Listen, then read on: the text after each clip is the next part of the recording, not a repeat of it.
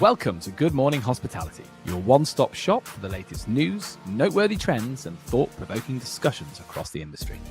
From hotels and short-term rentals to all things travel and hospitality, you'll find each episode equips you with the information you need to start your week. Join us on Good Morning Hospitality every Tuesday, wherever you get your podcasts. Good morning, Sarah. Good morning, Leo. How's it going, buddy? I'm very well, thank you. I'm very well. The sun is shining, the birds are singing, life is good. Yeah. How about you, my friend? How was your getaway to the mountains? My getaway to the mountains was interesting. Also, I gotta make a passing comment. Every time you talk about it being sunny, it is cloudy in Barcelona today. I swear to God, it cannot be sunny in the UK and in Barcelona at the same time. So I'll get If off we my work this soapbox. out, if we work something out that actually, the sun. Yeah. Well, I mean, all I'm saying is the UK is having probably one of its better years that we've had maybe in 5 or 6 years. Sometimes summer pretty much misses us completely. So I'm sorry that means Barcelona has to suffer, but I can't be too sorry. Like, I mean, look at me. I almost look a bit suntanned, right? I know you do. You do, actually. Yeah, well, we're suffering the opposite here. Let's see. My holiday was actually great. Like, I went away to the Pyrenees with friends. We started out in the French side, next to an area called Gavarnie, which is absolutely stunningly beautiful, and slightly less touristic. Because I think historically it's, the French Pyrenees. In Spain, the Pyrenees are super popular, but in France, they've always kind of been known as like the poor stepdaughter of the Alps, right? And so you can actually find really great deals. There's some lovely, lovely towns. And it was full of Spaniards. So I think every single person that we passed basically was Spanish people on holiday. But really, really lovely. It snowed for the first 2 days, which was incredible to see that. We went for a really cool hike on the first day.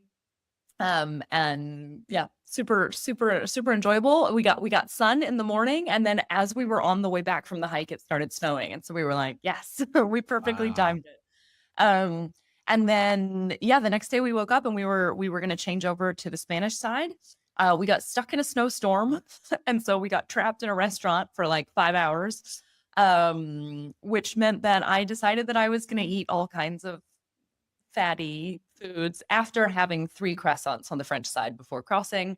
Let's remind our listeners, I don't think anybody knows this, but I have an intolerance to white flour.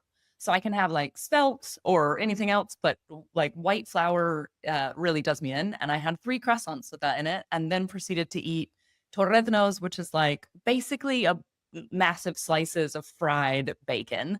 And then I had a Spanish plato combinado. So it was chorizo and fried egg and potatoes. And that night I got what can only be described as the worst bout of food poisoning I've ever had in my life. So I spent the next 2 days in the bathroom of my holiday. Luckily it was snowing and we got snowed in anyway. So it worked out in the end. But yeah, it was an interesting holiday. Poor you. You went through it, didn't you? I mean, you had the highs and the lows. I mean, maybe that's what a holiday in the Pyrenees is all about. I mean, okay. I mean, so much to unpack here. I mean, first of all, I'm so sorry that that's what you went through. Secondly, is it even true that in the Pyrenees, where France and Spain are bordering each other, or Andorra's probably involved somewhere, right? But where France and Spain are bordering each other, is there a noticeable difference between the quality of the croissant that you get on the French side, and then when you go over to the Spanish side, does it suddenly cease to be the croissant anymore? Yes. That's phenomenal. I famously say, like, the best thing about France is a croissant, like a proper buttery croissant. For some reason, you cross the Spanish side, and all of a sudden, there's not enough butter in it, or maybe no butter, and they put this weird glaze on the top. Nobody wants that. Don't reinvent the wheel, people. There's nothing wrong with a croissant. It's delicious. Don't ruin it. I just don't understand. I don't get it, because our American friends or American cousins who are listening, you'll be like, well, hold on a minute. If I'm in, let's say, California, and I pop into Nevada, like, I'm not seeing much difference in the food, right? And people just drive the trucks over it's not like there's something you can get on the the east border of California that you can't get on the west border of Nevada. American geography. Let's see if I've got that right. I don't know. But suddenly, but Europe, with this beautiful landmass, Why is it that no one's taking the croissants across the border and selling them on the Spanish side? I have this thing in London. I'm like, we love Paris. We love France for the croissants. There's trains that go back and forth between Paris the entire day. Why is no one sticking all the Parisian croissants on a train and making sure that I can have them for breakfast in London? Because the croissants in London are rubbish. Rubbish, I tell say you. this all the time. In Barcelona, we're an hour and a half away from the French border in Perpignan. Like, well, what are we doing, people? What are we doing? Yeah. I did find once a bakery in Barcelona that the lady, I don't know, she seemed French to me, but later turned out she was Catalan. But she studied in France, and she made the most delicious, like proper French croissants. But I went, and I was going to her for like, I don't know, ever since I moved to Barcelona, like 15 years. And I went maybe like a year ago because a friend of mine was moving away, and all she wanted were croissants from La Torre. And I went there to get them, and the lady was like, "Oh yeah, I don't make them anymore. They were too much work." I was like, "What do you mean? You don't? What if I order a special? Could you make them special for me? I'm ordering like 70 of them." And she was like, "No." Okay. Unbelievable. So Unbelievable. no more croissant. Yeah. What I'll say as well is, as you were telling that anecdote, I realized that you and I have talked about this before on the pod. We've had this exact conversation about croissants. Now, super fans of the show will be like, guys, you've done this. So, but I've just realized we clearly are very obsessed with French croissants because we've done this exact thing where you've come back and gone, why are the croissants rubbish? I've said the same thing. So look, people, listen to us. Can someone just bring the croissant to London and Barcelona? Is it too much to ask? Is it too much to ask? I don't even remember this conversation. I think I've had this conversation with everyone I know. So I didn't even remember this. So I think that makes me older than you, Leo. So you get the We'll have it again in 3 months. Okay. We'll have it again in 3 months. Don't worry. We'll keep being on a loop and people will enjoy it. It's nice. It's like a cozy old jumper with holes in it. It's familiar. Okay, so look, here we are. Sounds like the holiday was still very, very, very, very fun, even though it's a bit of a miss in some respects. Let's get into it, because the short-term rental world certainly never stops. It's come to life again. Lots going on. I feel like people go away and deliver their Easter peak, and then the news is suddenly awash with lots of things about the industry. I've got a fun highlight this week, and you're going to let me have it. We talked about it on WhatsApp. You're going to let me talk about it because I haven't talked about football in a while. Yeah. Okay. HomeToGo has unveiled a temporary overnight stay experience at the FC Union Berlin Stadium as part of their ongoing sponsorship of the Bundesliga club. So yeah, anyone who doesn't know, HomeToGo are sponsors of Union Berlin. The project will allow selected guests to stay in a custom-built vacation rental located pitchside at the stadium. The experience has been made available for 2 nights in May and is open to applicants who book directly on HomeToGo's platform. Okay, fun, super fun. I love this sort of thing. It's a really good example of someone in the marketing team being creative and getting a yes instead of a no, which I really like, because, you know, as someone who works very closely with our own marketing team, I love it when an idea comes around and we think, hold on a minute, this is a bit crazy, but I'm sure we can do it. I also like it because it's maybe a little bit in the similar wheelhouse to Airbnb's experiences, you know, waking up at the Musée d'Orsay, all of that sort of stuff. So I think it's really good. I think people like experiential travel experiences. I think that's very hot right now. And also, it's what a great way to kind of plant your flag and be like, look, we are HomeToGo, a Berlin-based company. This is our team. We're really backing the locals. Come and see our team and come and stay pitchside. So for all kinds of reasons, I really like it. And mostly I like it because I think you now know what to buy me for a birthday present, Sarah. I know. That was the first thing you said. First of all, can I just say, I'm glad I let you have this one, Leo, because your excitement while explaining that was like a 5-year-old kid on Christmas morning. So I'm going to let you have that one. Yeah, let's see how much it costs, and also how quickly it books up. I think this is another, for me, this was a super interesting one. I love like kind of all of the like themed short-term rental properties. I think they're one of the most interesting things about our industry because they are so unique, and it's something that nobody else can do except us.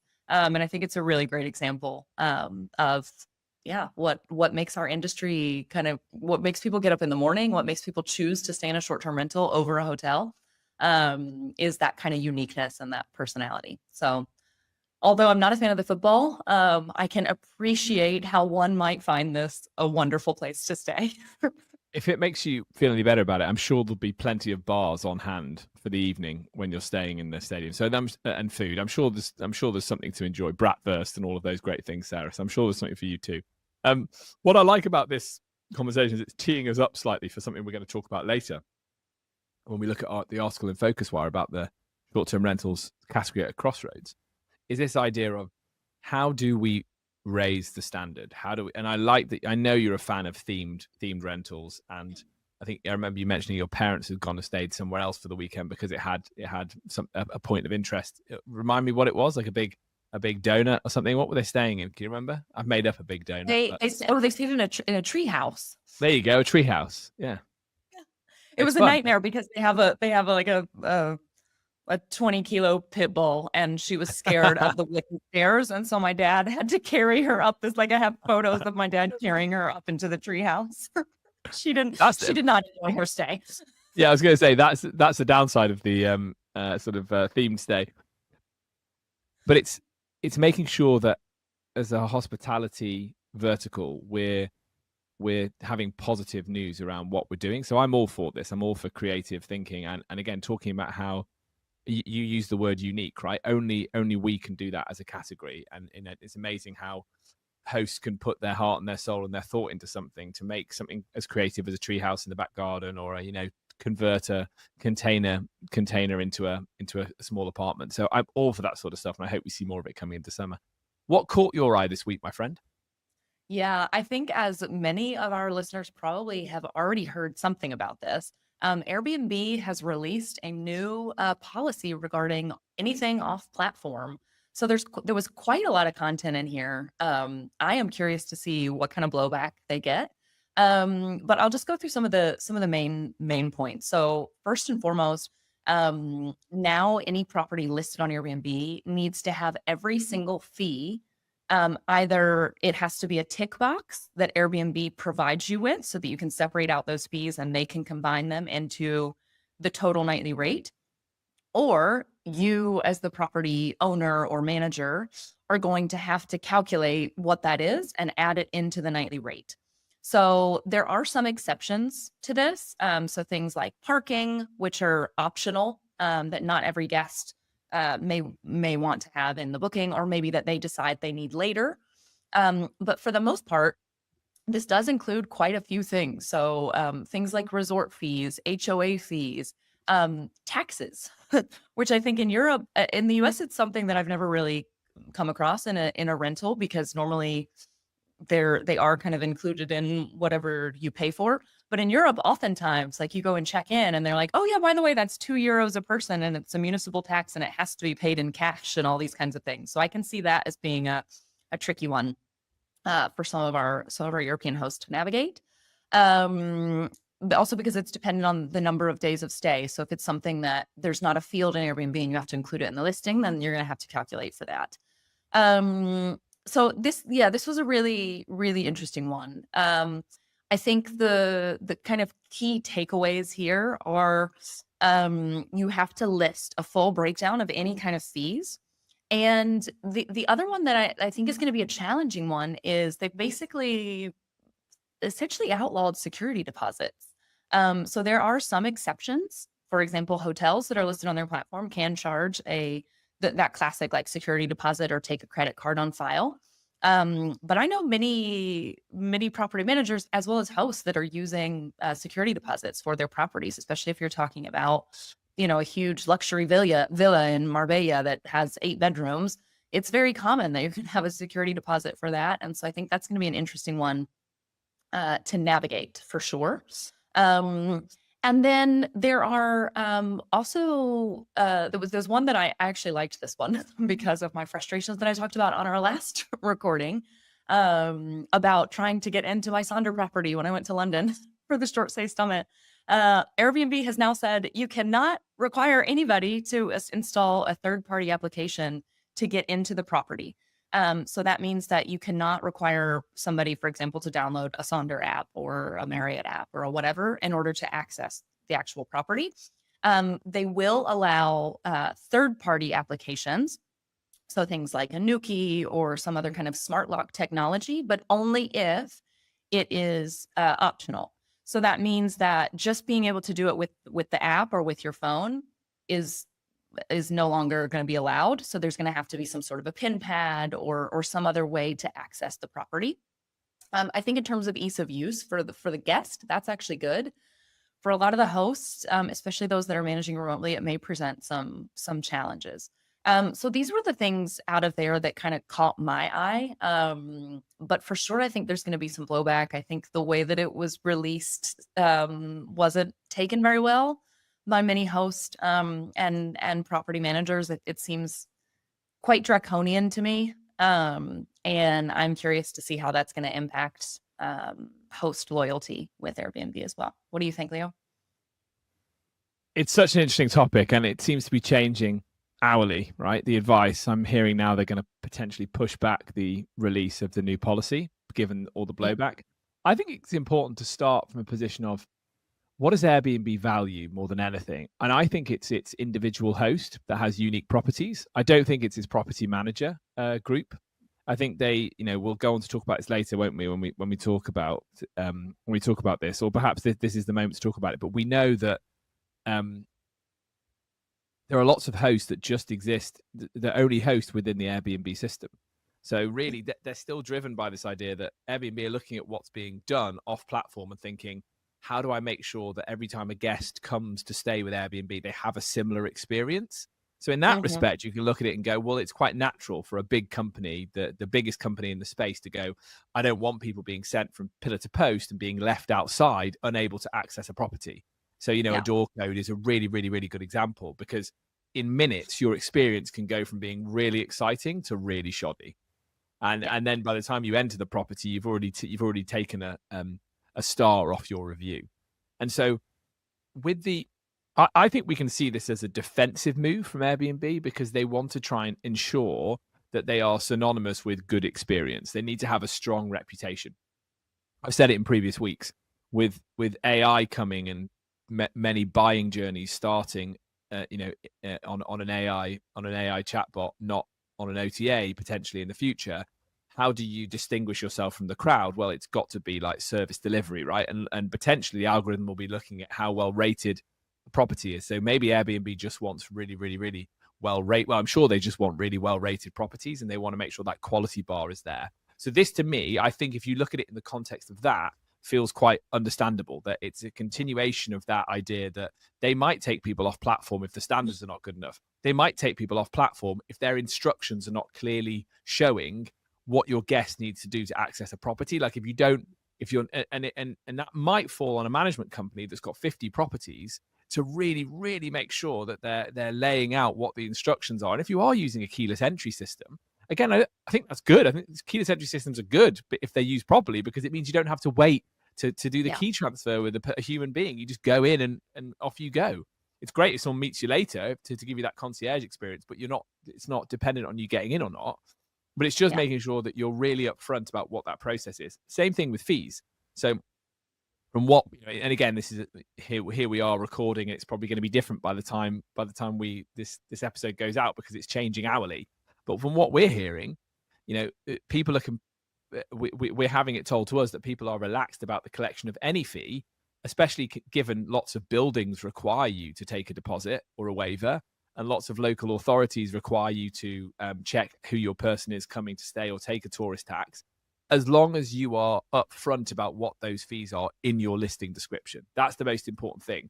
And I don't think Airbnb are motivated by the fact. I think they're accepting of people going off platform. They just don't want you to be dragged off platform, taken around the houses and given a bad experience, for one. And they also really are trying to be protective of their guest and their guest data and their guest details. And that's, I'll dig into that in a second. God, we could talk about this for the whole episode. Maybe I'll pull back slightly. But yeah, that's the kind of, from what we're hearing, it's what I'm hearing. It's like, look, fees can be collected, but you just need to make sure you're working with a system that is going to be easy for your guests to use, and you're clearly outlining what's going to happen and the reason why it's happening. We collect this fee, and this fee, and that you'll be brought into this environment to to do so. So transparency and detail, and hosts with like 1 or 2 listings, that's easier to do because, you know, clearly you've only got to update 1 or 2 listings.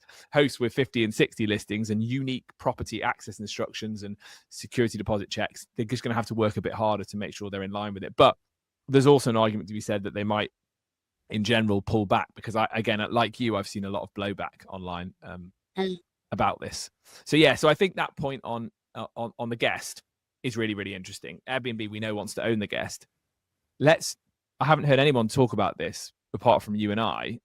Doesn't mean they're not talking about it, but let's think about the EU's Digital Markets Act, right? Which is all about open access to data. Yeah. This kind of, in my opinion, runs counter to that. I don't know if you agree.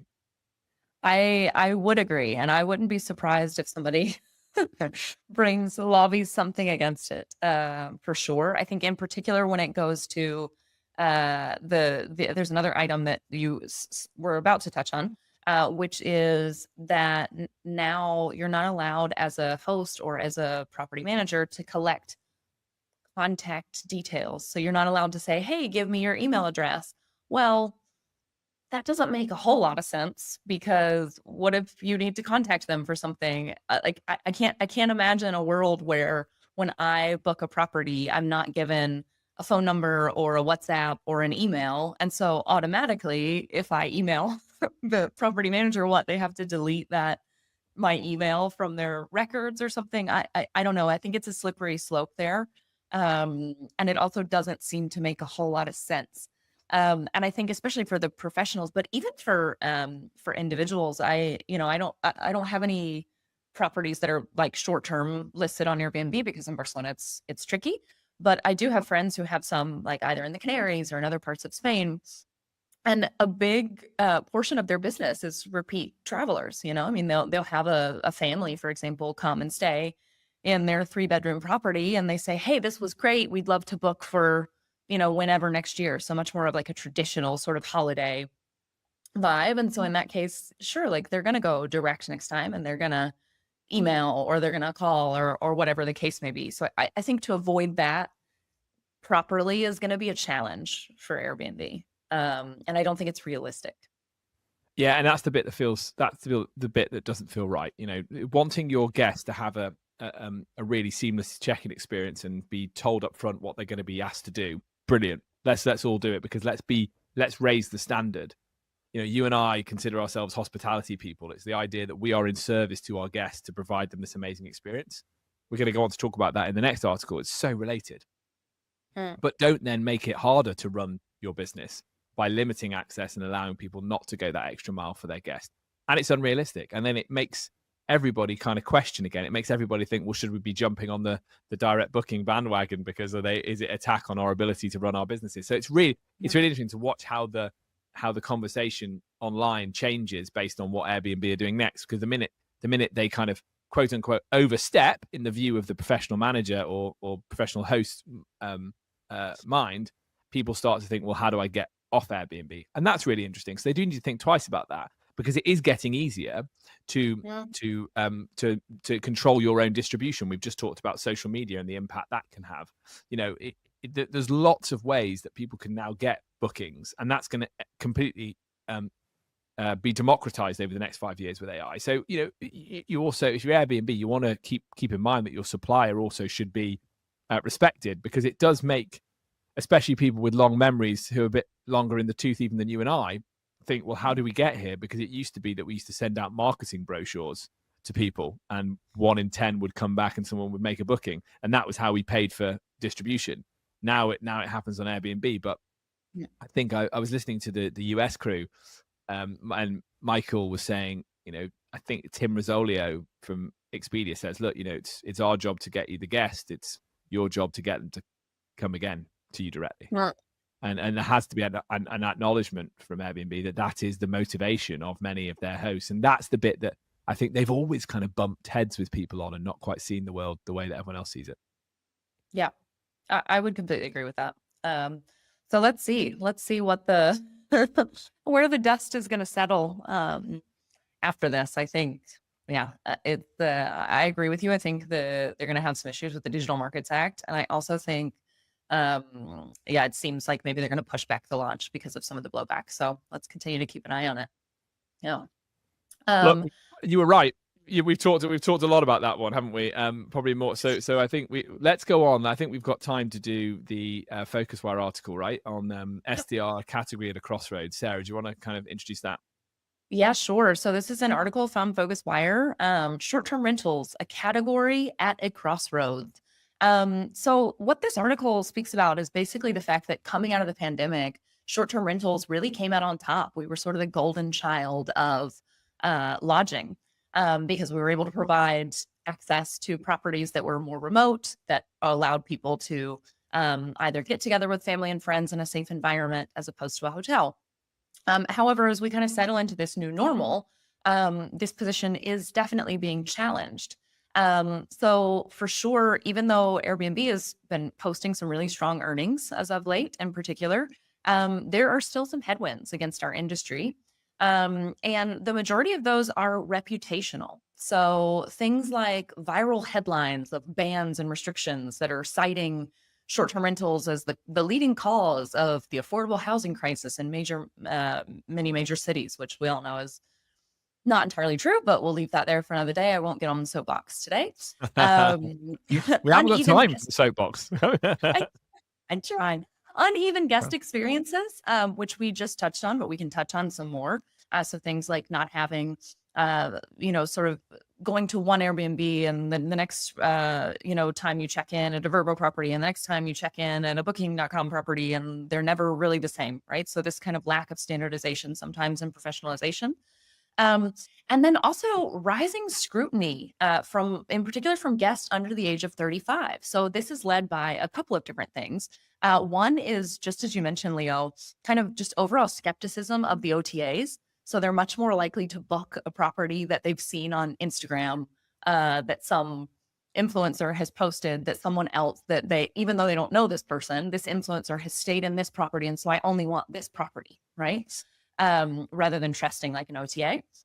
And then also, they definitely are buying into some of the negative sentiment and headlines around the short-term rental industry. So interestingly, this impacts both those who have stayed in short-term rentals as well as those who do not regularly stay in short-term rentals. So negative press was basically, there was a perception of negative press from 59% of short-term rental guests and 65% of non-short-term rental guests. So it's pretty neck and neck in terms of overall the perception of short-term rentals in the press, at least, is pretty negative.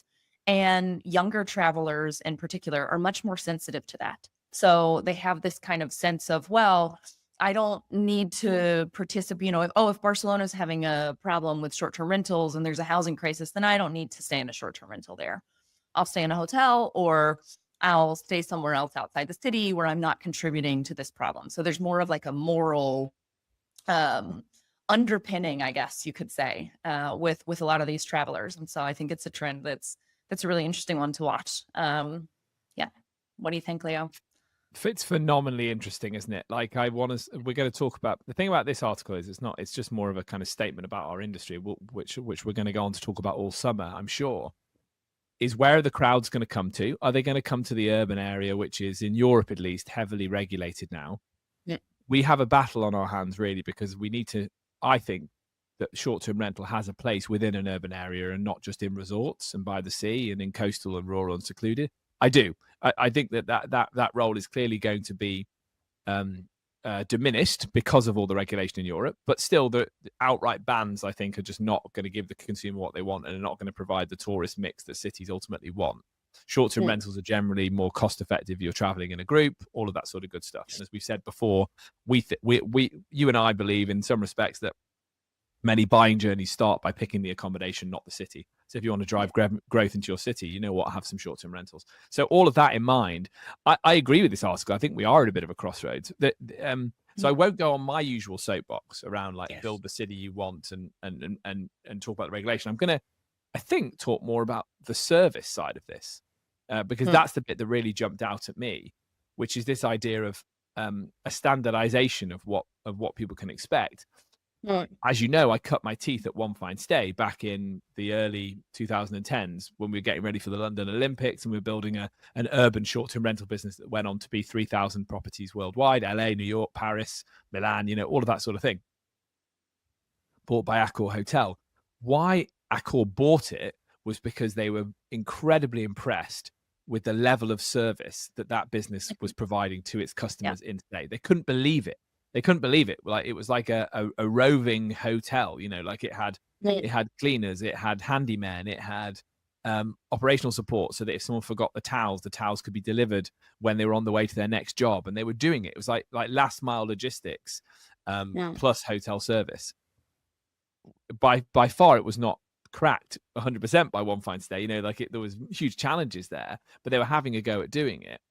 And when I would be pitching owners, which I've talked about was what I did, they'd be saying to me, well, why don't I just give it to this property manager? And I go, well, because have you asked them what happens at 4 a.m. if your guest is locked out? Like, is it just them? Is it just them and they might be 50 miles away? Or do they have a team that can properly get there and let that person in? If they forget the towels, how quickly can they get them? Do they bring a bottle of champagne if it's someone's anniversary? Are they doing that? They're doing that handheld hospitality. And that's so important. We as industry professionals just need to be laser focused on that, because that's what will help define our category. And that's what will help us continue to grow, is actually delivering proper concierge hospitality experience and being thoughtful about what we are delivering, not just saying, I'm going to jack the price because it's Wimbledon fortnight and quadruple the price.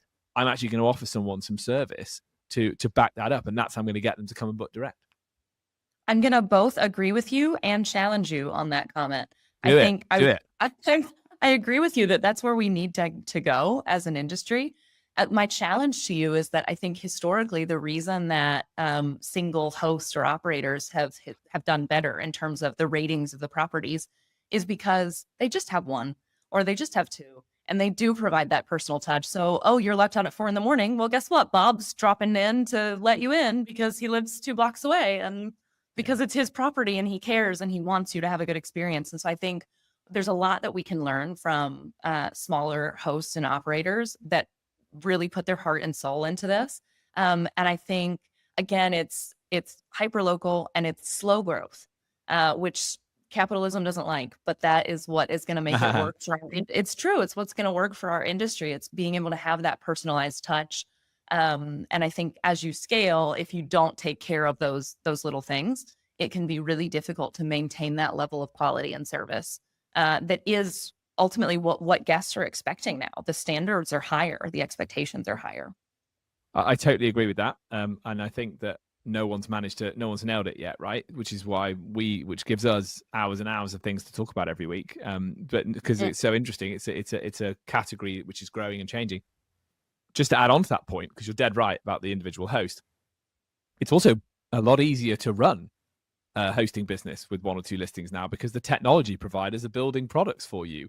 And AI is making it easier for you to consolidate everything into one tech stack. You can probably work from your phone. I'm sure most single hosts are using a PMS from their phone if they have a PMS. And also, as I said earlier, Airbnb is trying to keep you in their environment because they're trying to put more products in their OCA. That means they are more of a kind of hosting service business too. So it's so interesting. Like the idea of, I have to give it to a traditional manager and take a 20% cut on my revenue is kind of changing.